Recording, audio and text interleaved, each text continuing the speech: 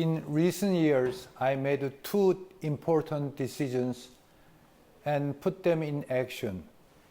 One was my participation in China's TVET, Technical and Vocational Education and Training.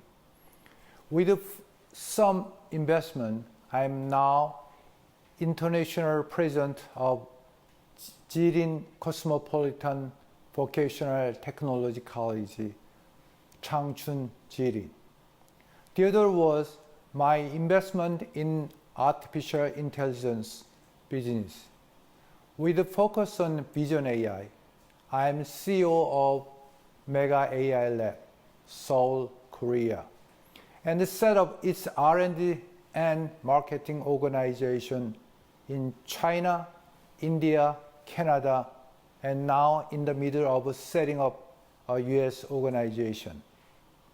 Moreover, my AI business has extended into a number of verticals, including logistic AI, construction AI, cosmetic AI, diagnosis AI, cybersecurity AI, and physical security AI, for which I have operated a multitude of companies. In effect, I run a group of AI companies. Right now, from the background behind me, you may see a variety of our AI technology, which can be experienced by any visitor to our building. This opportunity provided for me by the 2021 Belt and Road International Conference on TVET is not only a great honor to me, but also a great chance for me to combine what I did in the past, what I do now, and what I will do in the future. In particular, I will take advantage of the conference as an opportunity to have a collaboration with more TVET institutions in China. And I would like to express my gratitude for speech invitation to the leaders and staffs of the conference and its participants. Today's conference is a part of efforts made to integrate the advance of digital economy, the improvement of technical and vocational talent, and global cooperation of TVET on the basis of China's initiatives of Belt and Road. In 2017, I was lucky enough to be invited by the Great Executive Bureau of Silk Road Industry and Finance International Alliance to write my opinion about China's initiatives of Belt and Road. In order to understand Belt and Road in depth, however, I decided to do it with the assistance of my students at Tsinghua University in Beijing. When it was published, I was surprised to find my name along with Premier Li Keqiang and Mr. Chen Yuan and others in the list of contents. Indeed, it was a great honor to me. China's Belt and Road initiatives are to rise from the world dream, 世界梦, which was in turn extended from the Chinese dream, 中国梦. It is not simply the Chinese people who pursue and enjoy the fruits of such a development, but the people all over the world are pursuing and sharing those of initiatives. To achieve such a shared dream, the initiatives should go beyond the simple concept of economic exchange. Rather, they should be realized through comprehensive exchanges, such as cultural and educational exchange, in particular the exchange and cooperation of TVET in the Belt and Road Network. Long history of TVET. It waited a while for its institutionalization. Today, the government pays more serious attention to it, not only in China, but also in the whole world, including Korea. Jobs have become a critical issue of society. The education and training for jobs have been especially important to young people. In the case of China, two challenges emerged to TVET. One is quality over quantity. The other is internationalization.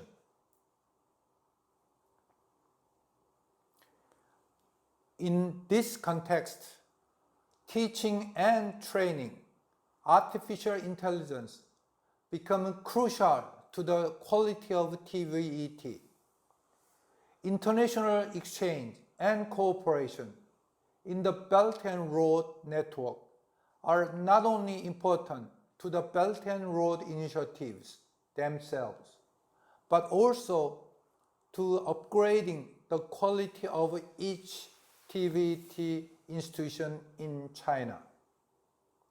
Now let's turn to what artificial intelligence in general, deep learning in particular, is and how it is immersed into pedagogy of TVET. In the near future, every company will be an artificial intelligence company. When? I think it will be within 10 years in China, much faster than in other countries. What is artificial intelligence? I would like to tell you about the history of artificial intelligence, that is AI.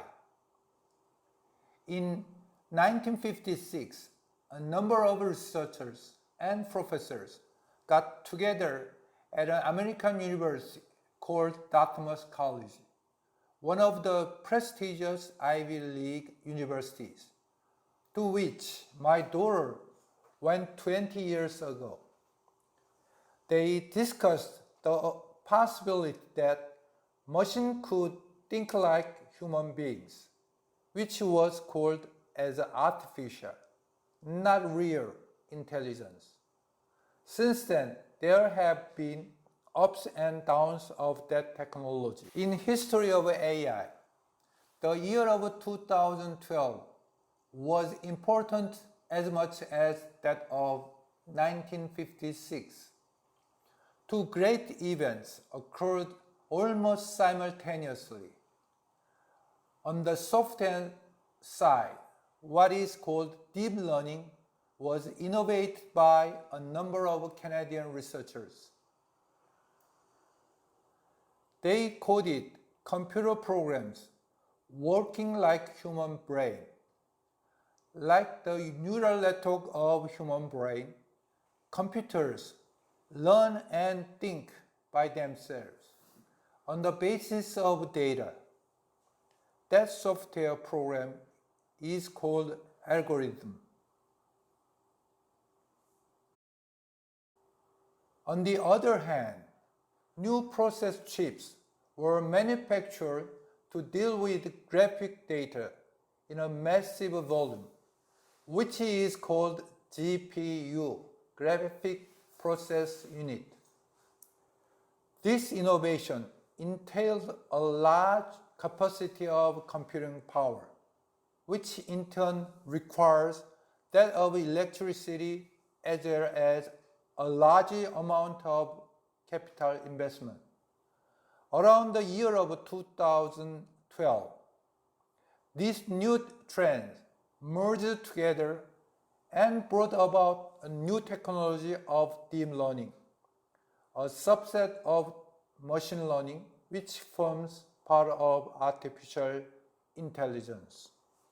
In 2016, the world was surprised to witness AI beat Lee Sedol in a 5-game match of Go. Although it lost to Lee Sedol in the first game, Lee resigned in the final game, giving a final score of 4-1 in favor of AlphaGo, an AI computer program. The next year, AlphaGo beat Ke, the number one ranked player in the world at the time, in a 3-game matches. Since then, the self-taught AlphaGo Zero achieved a 100-0 victory against the early competitive version of AlphaGo, and its successor, AlphaZero, is currently perceived as the world's top player in Go. It was a shocking event. However, the Chinese leaders and businessmen did not just watch it, but they took immediate action.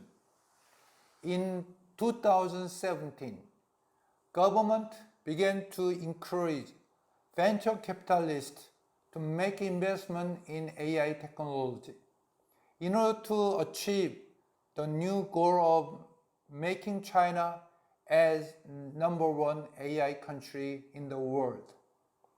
With more data and computer power, Chinese engineers and businessmen took advantage of the recent advance of deep learning technology, which mimic human brain's neural network. Like the human cognitive system, deep learning is composed of voice AI, vision AI, and language AI, and recently even smelling AI. In general, people call voice AI as voice bot or chatbot, which simulates human conversation through voice commands. Vision AI is a field of computer science that trains computers to replicate the human vision system. That is, see and understand what is. It is still called by many people, including experts, as a computer vision, which is wrong. We should distinguish data-driven vision AI from rule-based computer vision. Finally, language AI is called as a natural language processing, that is NLP. Even before the emergence of deep learning in 2012, efforts were made to develop voice AI like a chatbot, which failed to monetize to a great extent. While computer vision, which emerged in the late 1960s, was not widely popular, especially commercially, it was vision AI that made money due to its diverse applications, such as autonomous driving, security, safety, agricultural drone, and so many applications. Because Chinese people have, indeed for a long period of time, been engaged in digital life, especially through the use of smartphones, China had a competitive advantage of visual digital data and vision AI technology against any other country, including United States. This means the great potential for China to be number one AI country in the world. As a matter of fact, in some fields of AI, such as vision AI, China has already surpassed America, which remains number one in many areas of AI yet. In my opinion, Shenzhen will become or has already become one of the major centers for AI technology. Interestingly, the city has everything from sensor suppliers, injection mold engineer, small batch electronics factories, and so on. Some people now do not say made in China, but rather made in Shenzhen. More importantly, it had the unparalleled flexibility of supply chains and abundant pipelines of skilled field engineers who can make prototypes of new devices and build them at scale. To me, it is a city's culture that makes a true crown for hardware and the new Chinese Silicon Valley for software. For example, a week of Shenzhen amounts to a month of America, while Zhongguancun in Beijing is now competing with Silicon Valley in the United States. Shenzhen will come to compete with in a near future due to the nature of AI technology in general, deep learning in particular, which entail both software and hardware power. In this context, it is indeed meaningful that today's conference is held in Shenzhen, especially with my speech topic of AI education and training for TVET students.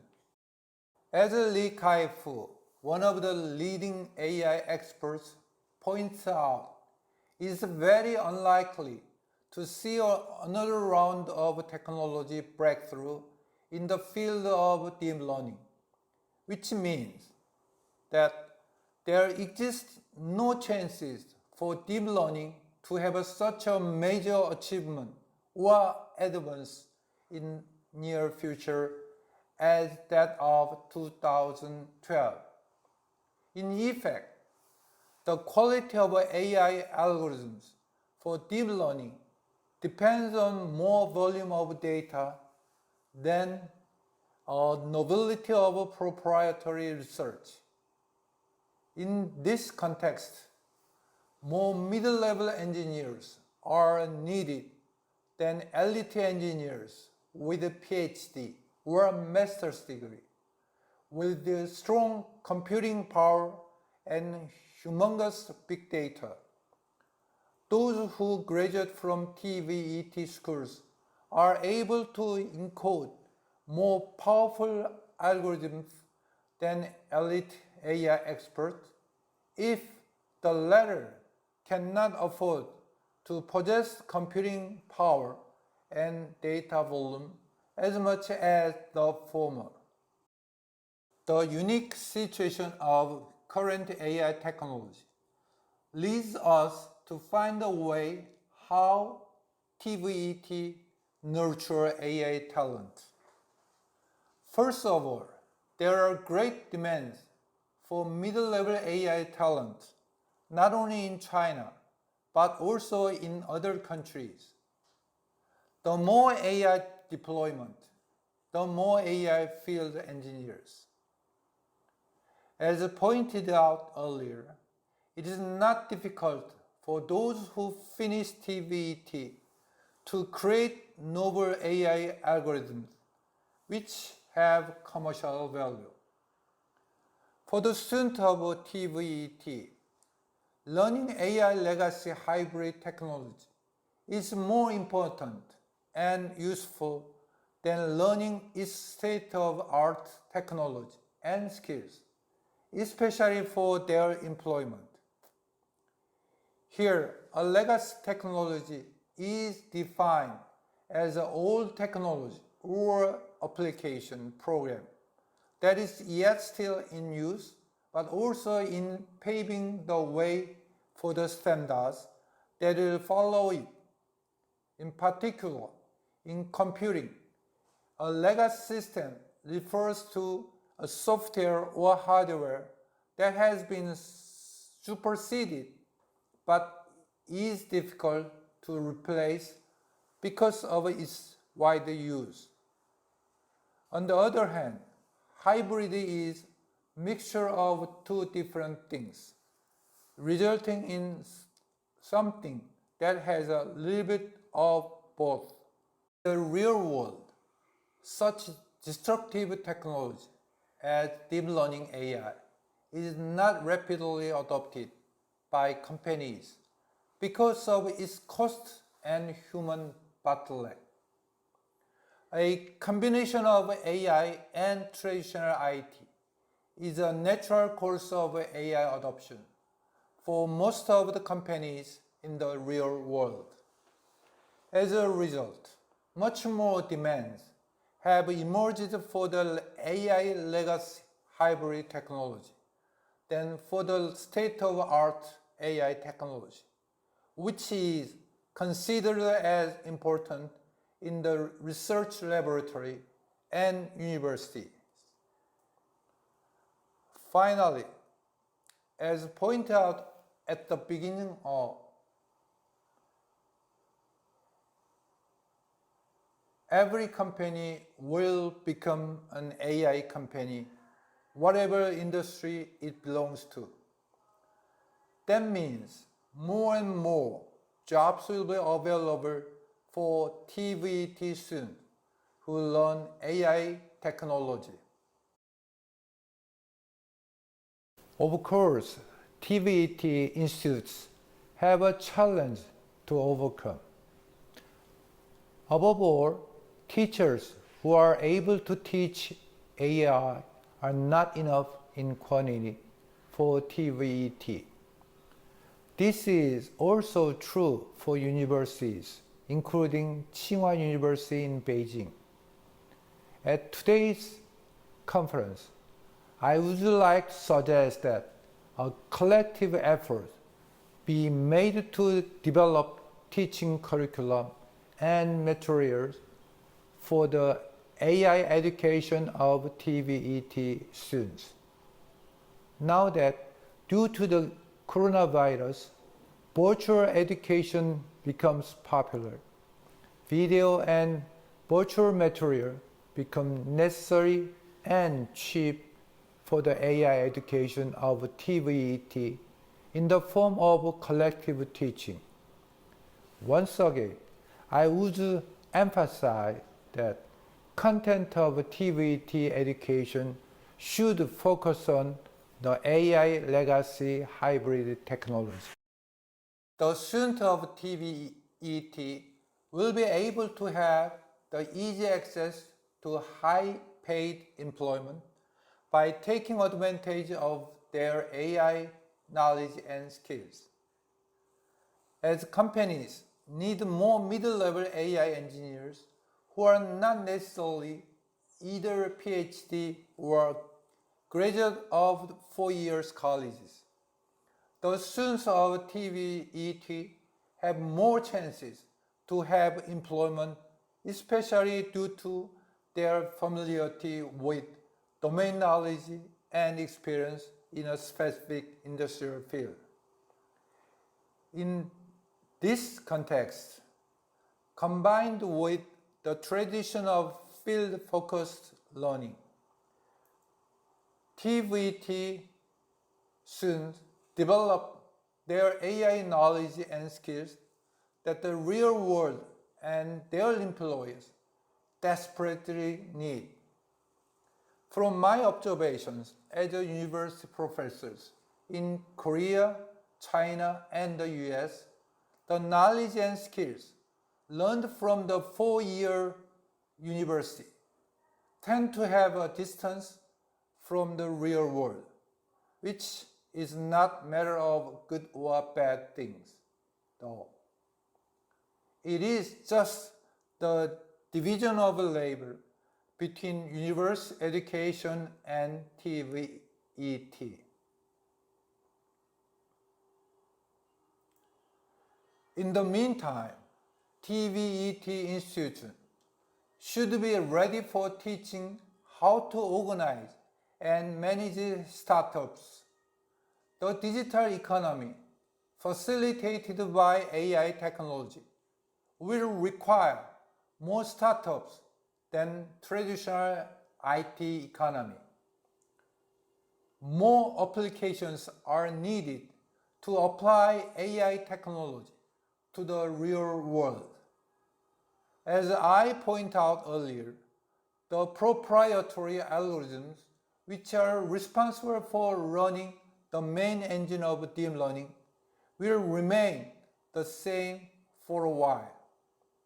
In the field of deep learning, which possesses a lot of application solutions with commercial value, no technology breakthrough will occur in a near future.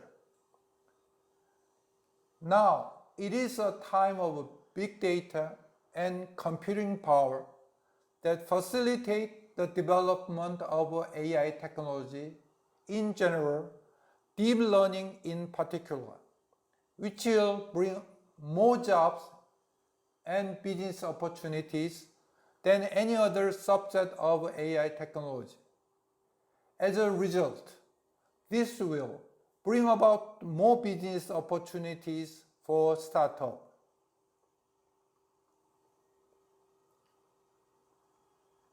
One more thing should be emphasized right now. Open sources for the business development of AI technology are widely and deeply available, especially in China.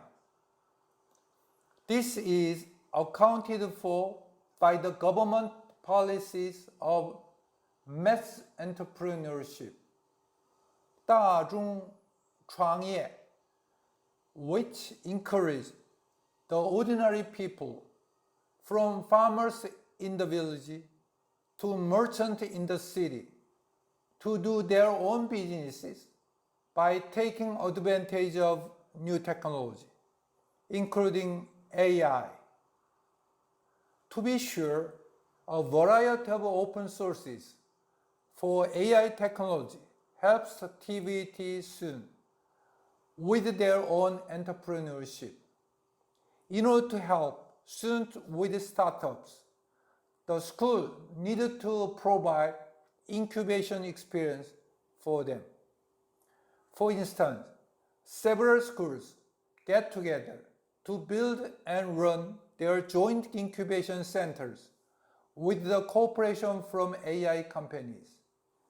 While taking class from their own schools or the joint classes, the students and teachers together set up their own companies in the incubation centers.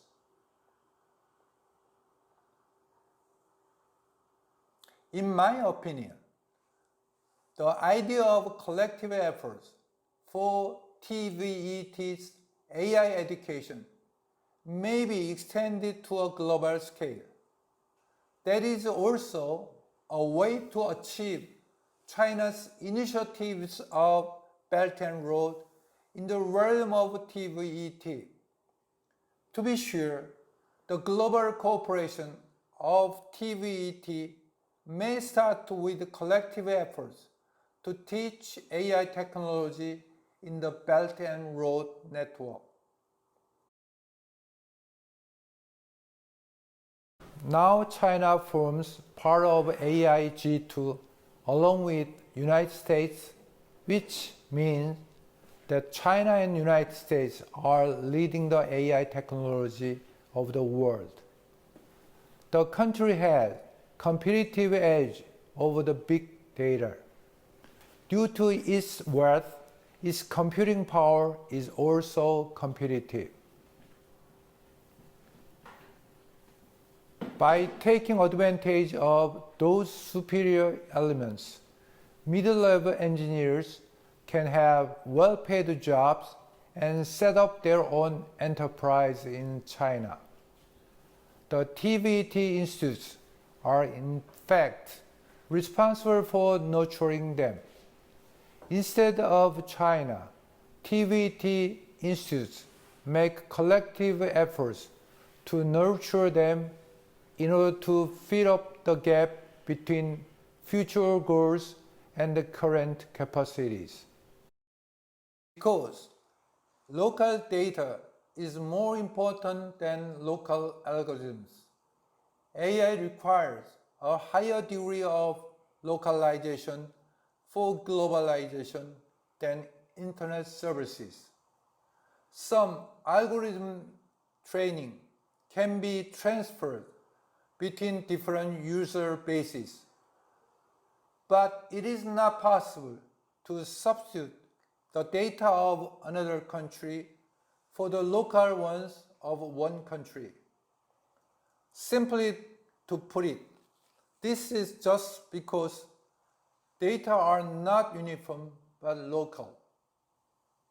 With regard to AI talent, the extent of localization is more demanding. As a result, more local engineers should be provided for each country. This is to lead us to realize the importance of global exchange and cooperation for the AI education and training of the TVET students. In order to put the agenda of global cooperation in the context of Belt and Road initiatives, that logic of idea may be simply extended to outside of China. Collective efforts across national boundaries will be made to develop and share the teaching curriculum and materials for the AI education and training of the TVET soon. Now that it has abundant resources of AI talent and technology, China will play a leading role in the TVET network of AI education and training. This will, to be sure, contribute to the advance of China's initiatives of Belt and Road, which will, in turn, facilitate the development of TVET in China.